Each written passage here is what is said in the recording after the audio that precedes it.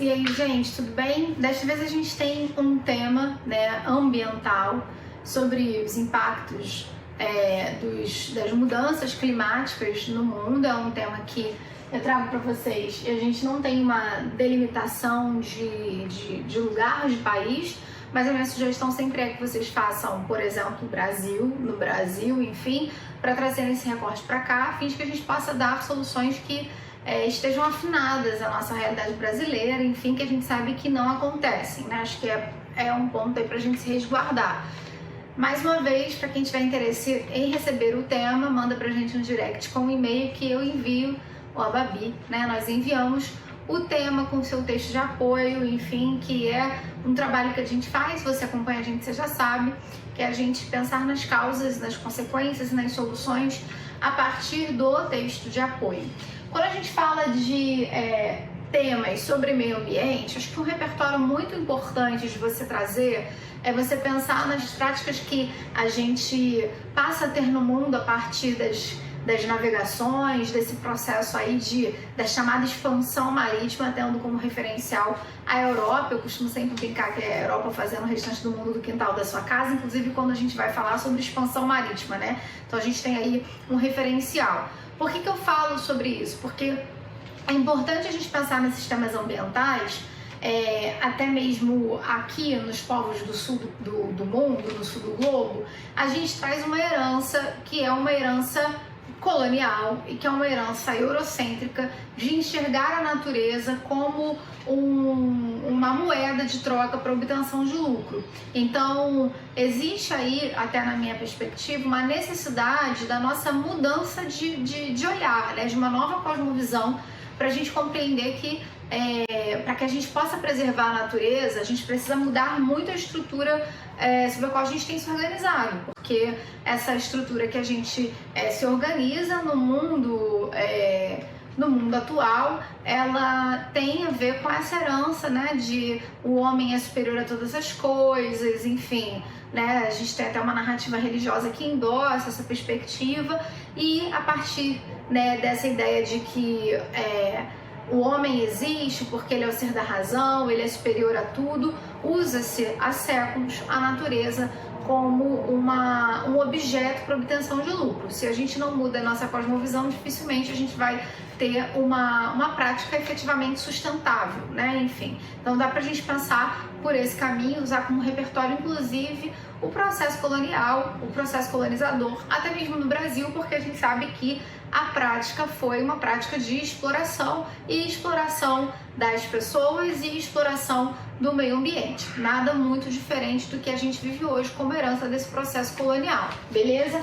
Bom, as mudanças climáticas em pauta hoje. O problema que a gente pode destacar desta frase tema é que a gente ainda não dá a devida importância para essas mudanças climáticas. A gente está aí, né, vivendo essas mudanças todas e muitos de nós ainda não nos preocupamos, não nos atentamos aos efeitos dessas mudanças climáticas, aos problemas que a gente já enfrenta e os que a gente ainda vai enfrentar com maior gravidade se continuarmos com a mesma postura no mundo.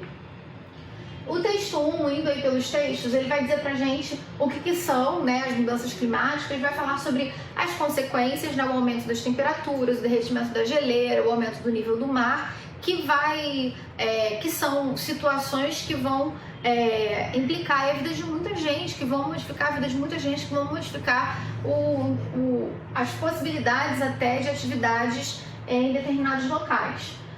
E o texto vai destacar também que há mudanças climáticas que são naturais, enfim, que é um efeito da natureza mesmo, mas também há aquelas que são causadas pelo homem. É o ponto que a gente vai focar para pensar, né, nessa nossa desimportância, nessa falta de importância que a gente dá para a questão das mudanças climáticas e por que a gente não dá tanta importância.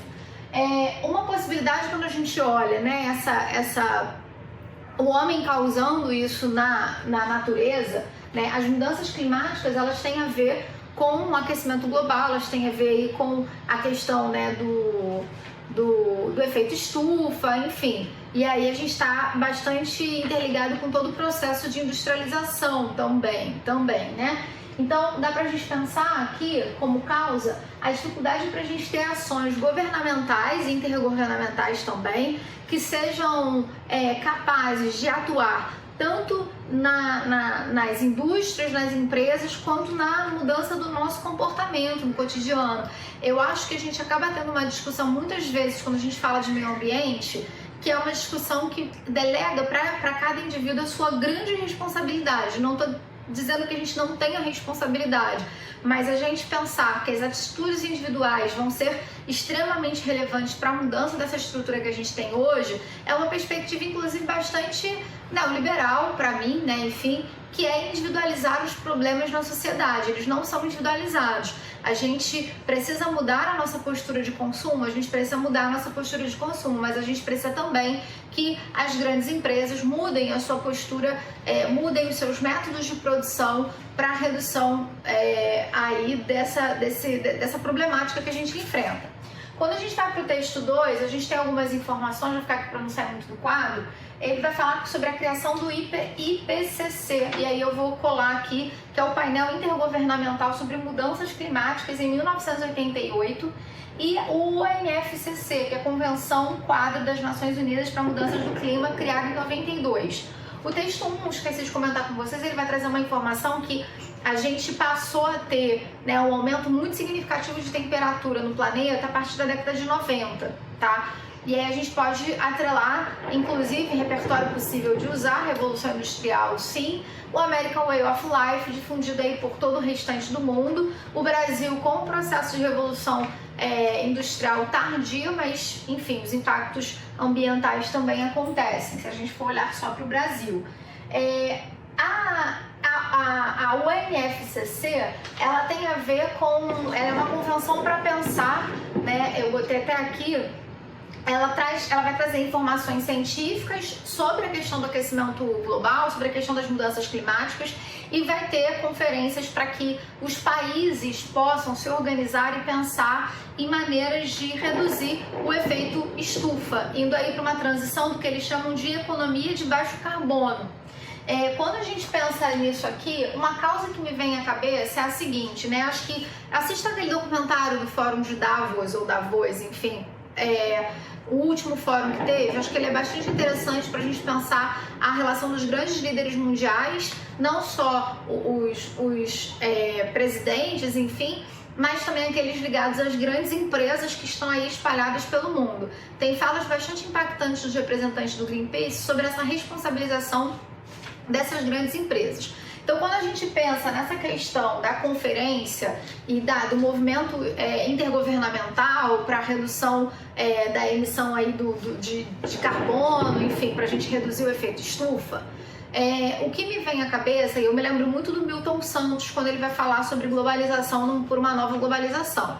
No processo de globalização, o que a gente tem é uma liberdade de circulação das mercadorias, né, enfim, mas e sobretudo das multinacionais, né? Não de pessoas. Essa é uma das críticas que é feita por alguns estudiosos da globalização. O Milton Santos também vai falar sobre essa perspectiva que eu estou colocando aqui com a lógica da economia financiarizada hoje.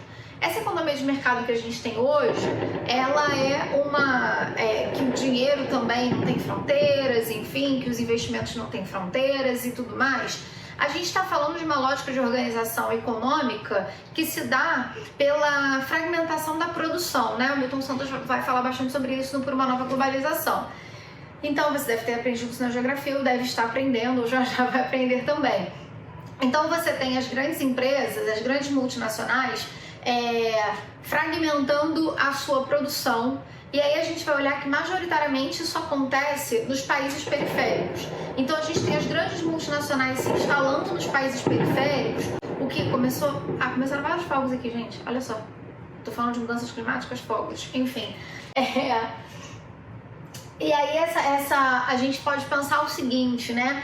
Você vai ter lá os países desenvolvidos, né, que vão assumir os seus compromissos na emissão de carbono, e os países subdesenvolvidos, em desenvolvimento, porque esse termo aquele para a gente reduzir aí, em desenvolvimento, mas os países periféricos, eles estão abrigando essas multinacionais. Isso tem a ver com uma flexibilidade das leis ambientais, a gente está falando também de uma flexibilidade das leis trabalhistas. o que acaba sendo, muito a ver com o Brasil, o que acaba sendo aí um mecanismo de atração dessas empresas.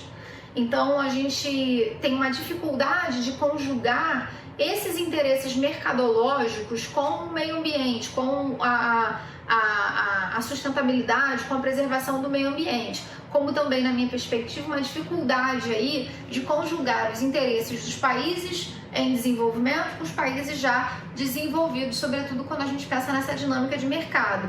E aí eu coloco também um outro ponto para a gente trabalhar, que dá para a gente trabalhar, que é os países periféricos acabam sempre mais vulneráveis. E aí essa lógica desse mercado fragmentado, desse mercado financeiro, a gente pode pensar, e com a flexibilização das leis ambientais, bem como a flexibilização das leis trabalhistas, a gente pode olhar isso como uma herança colonial, né? O neoliberalismo como essa herança colonial. E aí, na mesma perspectiva da colonização, os países periféricos continuam sendo os mais vulneráveis.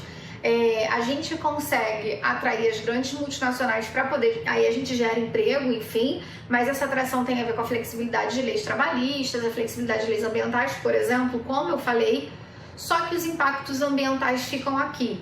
E aí depois dos acordos internacionais, inclusive, há uma grande dificuldade de conjugar esses interesses. Não sei se eu me faço entender, mas pensar nessas perspectivas de como se organiza o mercado internacional, de como se organiza hoje os meios de produção das grandes empresas mundiais, enfim, como isso vai ter um grande impacto. A gente sabe também que tem um impacto do próprio agronegócio no Brasil, é um ponto que você também pode trabalhar.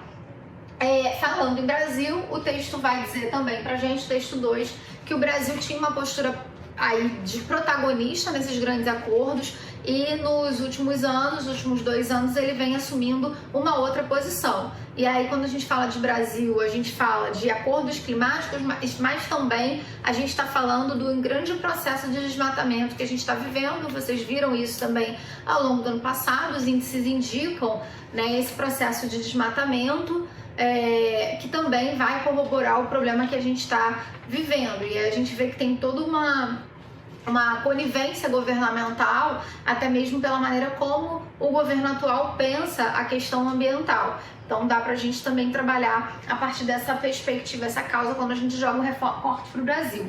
O texto 3, já finalizando aqui, ele vai trazer pra gente o seguinte, ele vai dizer que os grandes centros de observação das mudanças climáticas foram interrompidos, as observações foram interrompidas em função da pandemia.